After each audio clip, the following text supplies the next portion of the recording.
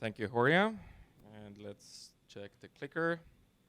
All right, engineering at Bolt. I'm Tom. I work as head of engineering, VP of engineering. I flew in from Tallinn, Estonia. And I'm really passionate about software.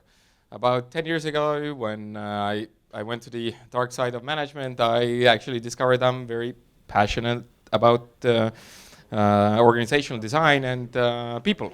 In my free time, I play tennis and Go, not the programming language, but the game. I will give a high-level overview of engineering. It just feels a bit loud here. Very high level, if we would take all the expenses that we have and put them on a bar chart, then we deal with the fourth one there, which is expenses. So it's a humongously big category there, and this is where our effort goes. And how we work on it is actually very simple. We target the private cars section there that we are trying to split up into a multimodal approach where we have ride-hailing, rentals, public transport, walking, scooters. And we've been at it for some time. So 2013, when we started the business, our CEO was going around in Estonia smooching taxi drivers to use our software. Then it was quite unbelievable to even order a taxi in Estonia because very often there were just crooks and weirdos and then very bad drivers. Today it's a very different story, and we've been at it for almost 10 years. 5 years later, we started with scooters. You've seen them on the streets over here too. A year later, Bolt Food. And then last year we started with Bolt Drive and also Bolt Market. So Bolt Food delivers from restaurants, Bolt Market delivers groceries from stores. And one of the big differentiators for us is that we don't just deal with the software, but also with the real world. So software we refer to bits, but we also deal with atoms. And so here what you see is basically software. There are a bunch of apps there, user app, career app, merchant app, but what's important here is that all of these apps have a real world part to it. So the merchant app, you just see the software part there, but actually there's somewhere a restaurant, somebody has thought through how to package the meal so that it would be in mint condition when it arrives, or well, sometimes it isn't, but that restaurant is working on it. So the real world part adds another layer of complexity to it. And actually we have all kinds of atoms. So here's another picture of our atoms. Bunch of scooters. We have the biggest fleet in Europe. We make our own scooters. We design them. We actually have a new model coming out soon.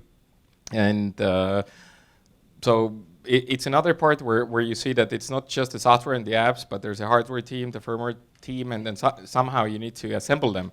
Or was it a year or 2 years ago when the ship was stuck in the canal, our scooter parts were also stuck there for a while. So it adds a real layer of complexity to things.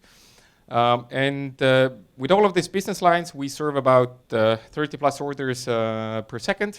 So as I babbled here about this slide, we've probably done 200 orders. All of our systems, they have a lot of load on our front-end layer. We serve about 100,000 requests there.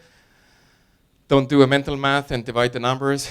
The requests don't come from just the orders. There's a bunch of devices out there, the drivers, the couriers, the scooters that are pinging us every now and then for stuff. But overall, yeah, where the requests come from? Well, all over the world. Mainly it's Europe. You can see a couple of countries from Africa, some more exotic places like Mexico, Ecuador, Paraguay, and Thailand. And what's cool about this slide is that everything dark green, this is where we operate, and light green, there's a lot of it. It's room for growth. You must be wondering, what does it have to do with engineering? We are at the engineering meetup. So all of this build-up is just an explanation that the software that we build here has some very peculiar aspects to them that makes them quite a difficult engineering challenge. So most of our systems have to be near real-time systems. When somebody presses a button, it's not just that you get the animation that the button went down, but actually a driver or some dispatching algorithm needs to figure out really quickly like who to give the order to, or the cranky customer needs to see the car or courier or something moving somewhere. And we have taken this microservice approach to our architecture. We have quite a distributed system. And all the geos that you saw there and the number of requests and stuff, it also means that we have a lot of users. When you have a lot of users, they produce a lot of data, and that introduces another set of challenges. So this is why very often when we have meetups, we have the data science parts in it, because when you need to find a needle in a haystack, and then it actually is not that difficult, but when you have many haystacks and those haystacks grow and you still need to find the needle, then it's quite challenging. Whether it's the data science teams, whether it's the database teams, etc. So there's a large amounts of data. And everything comes from different geographies. And we operate in quite regulated markets, and then that means that we need to tailor our software quite a lot for these different markets. And of course, many businesses and very many stakeholders. Engineering department is mainly in Estonia. Romania is our second biggest engineering site. And we also have smaller sites in Poland and Germany. We're divided into business verticals if we think of the engineering organization. And then for the verticals, we have a bunch of horizontals where we share the services. So all of our apps needs some kind of a map. So we have a geo team.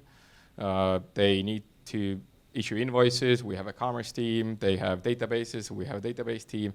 And sharing those things, we just get away with higher quality and a lot of reuse. And when you saw the slide about how we launched like different services last year, 2 new products, then very often what they refer to there is that we're standing on the shoulders of giants, because all these horizontal teams, we get to reuse them in any new business that we launch. So we don't have to deal with site reliability or how to scale our databases, or when we have enough data, how to spin up the data science team or machine learning engineers, etc.